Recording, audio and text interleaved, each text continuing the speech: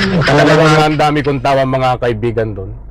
Nabaliktad doon ang pangyayari mga kaibigan. Ang sabi ni Senador Bato ay nasa Pilipinas na ang ICC at Glingkala ang pangalan. At ang sabi ni Bato ay nahanap na ni Bato ang ICC.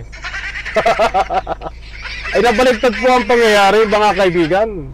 Dapat ang ICC ang maghahanap kay Bato. But ayon no dito sa isiniwalat ni Bato ay nandito ang ICC sa Pilipinas at tinahanap ni Bato. Paano malaki talaga ang ano nito, gumawa ng mga tactical strategy para